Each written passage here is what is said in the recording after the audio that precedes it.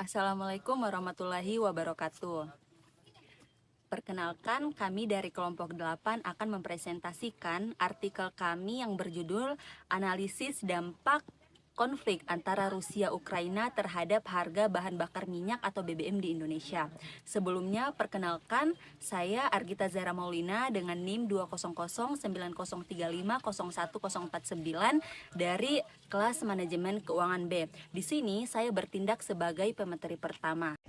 Assalamualaikum warahmatullahi wabarakatuh. Perkenalkan, nama saya Andi Amelia Putri dengan nomor induk mahasiswa 2009035020072, kelas B Manajemen Keuangan Strategi. Di sini saya sebagai pemateri kedua yang membahas tentang peninjauan pustaka dan metode penelitian dari artikel yang telah kami buat untuk memenuhi tugas UAS Manajemen Keuangan Strategi. Assalamualaikum warahmatullahi wabarakatuh. Perkenalkan, nama saya Rizka Disulfia, NIM 2009035020071, kelas B Manajemen Keuangan. Di sini saya sebagai pemateri ketiga yang membahas tentang hasil pembahasan dan kesimpulan dari artikel yang telah kami buat untuk memenuhi tugas ujian akhir semester Manajemen Keuangan Strategi. Jadi penelitian ini bertujuan untuk melihat bagaimana dampak konflik antara Rusia dan Ukraina terhadap harga bahan bakar minyak atau biasa kita sebut BBM di Indonesia sendiri. Jadi penelitian ini menggunakan penelitian kualitatif deskriptif dengan menggunakan buku serta beberapa artikel dan literatur sebagai referensi. Jadi konflik Rusia-Ukraina sendiri menyebabkan guncangan pada pasokan energi dan juga menyebabkan kenaikan harga energi global. Pada 24 Februari 2022, harga minyak mentah naik di atas kurang lebih 100 US dollar per barrel untuk pertama kalinya sejak musim panas pada tahun 2014. Jadi sebelumnya kita harus ketahui dulu bagaimana sih peranan Rusia dan Ukraina terhadap perekonomian global.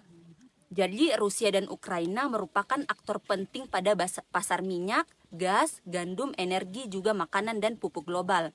Rusia sendiri adalah produsen dan pengekspor minyak terbesar ketiga di dunia, kemudian pengekspor gas bumi terbesar kedua di dunia, dan pengekspor batu bara terbesar ketiga di dunia. Rusia juga merupakan pengekspor gandum terbesar di dunia dan pengekspor minyak bunga matahari terbesar kedua. Bukan hanya itu, Rusia juga mendominasi perdagangan pupuk global dan menjadi pengekspor pupuk terbesar di dunia. Nah, itu untuk Rusia. Tak kalah pentingnya, Ukraina dalam memenuhi pasar global seperti pengekspor minyak bunga matahari terbesar, kemudian pengekspor jagung terbesar keempat dan pengekspor gandum terbesar kelima di dunia. Jadi Rusia dan Ukraina ini memiliki peranan yang sangat penting, utamanya dalam bidang energi dan pasar dan minyak mentah. Jadi bisa kita bayangkan apabila pasokan minyak dari Rusia dan Ukraina itu terus mengalami hambatan karena adanya perang ini, tentunya itu akan menyebabkan sulitnya negara-negara di dunia untuk mendapatkan minyak karena pasokan minyaknya itu terhambat. Nah, hasilnya itu akan menyebabkan harga minyak itu terus naik. Seperti yang tadi saya sebutkan, harga minyak itu kurang lebih 100 US dollar per barrel. Itu pertama kalinya sejak 2014. Jadi dengan adanya perang ini tentunya akan terus meningkatkan harga minyak di dunia, terutama di Indonesia. Nah, di Indonesia sendiri baru-baru ini harga BBM juga terus mengalami peningkatan yang darinya 7.000 sekian menjadi 10.000 sekian. Nah, salah satu dampaknya itu karena harga minyak mentah dunia yang terus naik karena adanya perang. Tinjauan pustaka. Hubungan ekonomi antar Rusia dan Indonesia berkembang perlahan sejak Perang Dingin. Pada tahun 2016, total perdagangan antara kedua negara mencapai 2,6 miliar US dollar. Hal ini dalam komoditi minyak, gas, dan petrokimia yang menyumbang 64% dari ekspor Rusia ke Indonesia. Kemudian pada tahun 2015, karet dan bahan makanan menjadi komoditi terbesar dari impor Rusia. Kedua negara juga secara aktif mengejar sejumlah proyek energi bersama dalam beberapa tahun terakhir, termasuk untuk mengembangkan ladang minyak lepas pantai di Laut Jawa. Selain itu, Inter-RAO, Rusia juga telah membahas proyek untuk pembangunan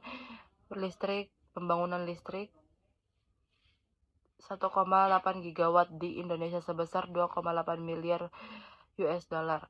Kemudian pada November 2017, Rosneft dan Pertamina, sebuah perusahaan energi Indonesia, menandatangani perjanjian baru yang bernilai senilai 15 miliar US dollar untuk mengembangkan kompleks kilang minyak dan petrokimia baru di Jawa Timur. Yang selanjutnya, metode penelitian. Metode penelitian ini merupakan penelitian kualitatif dengan menggunakan teknik dokumen yang digunakan untuk melengkapi penelitian DEPGAN, sumber tertulis, film, dan gambar. Dalam penelitian ini, populasi yang dipilih adalah masyarakat Indonesia terhadap bahan bakar minyak.